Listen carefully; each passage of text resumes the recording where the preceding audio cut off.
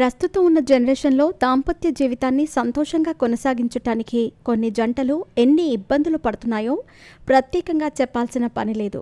గజిబిజి life స్టైల్లో భార్యాభర్త పనిచేయటం మొదలుపెట్టిన తర్వాత భార్యాభర్తల మధ్య సఖ్యత లేకపోవటం, ఒకరి నిర్ణయాలను మరొకరు గౌరవించకపోవటం లాంటివి జరుగుతున్నాయి.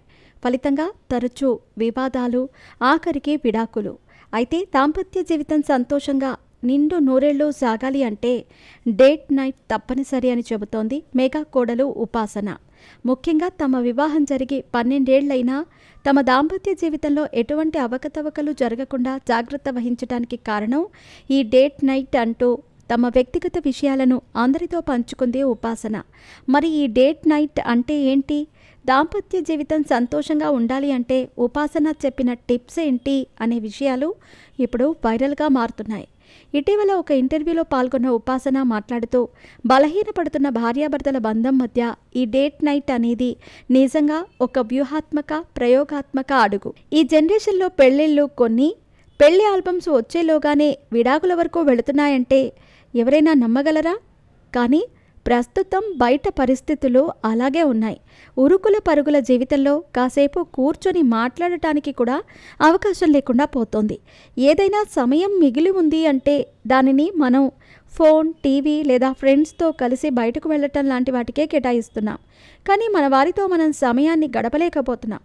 ఒక్కోసారి మనతో మనమే సమయం గడపాలి. దానినే మీ టైం అని కూడా అంటారు. కనీసం 1 గంట పాటు ఎలక్ట్రానిక్ వస్తువులకు దూరంగా ఉండాలి. ఇంట్లోనే వదిలేసి వాకింగ్కి వెళ్ళటం లేదా భాగస్వాముల పనులకు తోడుగా వెళ్ళటం లాంటివి చేయాలి. అప్పుడే ఒకరికొకరు అర్థం చేసుకొని కష్ట సుఖాలలో పాలు పంచుకొని ఎదుటివారి కష్టాలను, సుఖాలను అర్థం చేసుకోగలిగిన వాళ్ళం అవుతాం. అప్పుడు వైవాహిక బంధంలో ఎటువంటి లోటుపాట్లు ఉండవు. ఇక మేమైతే ఎంత బిజీగా ఉన్నా సరే వారంలో ఒకసారి ఖచ్చితంగా డేట్ నైట్కి వెళతాము. కుటుంబంలో ఎంతమంది ఉన్నా సరే ఆ సమయంలో మేమిద్దరమే టీవీ, ఫోన్ లేదా ఇతర పనులకు స్వస్తి పలికి ఇద్దరం ఒకరికొకరు సమయాన్ని కేటాయించుకుంటాము. డేట్ నైట్ చేయటం వల్ల దాంపత్య జీవితం మరింత బలపడుతుందని మా అమ్మ చెప్పింది.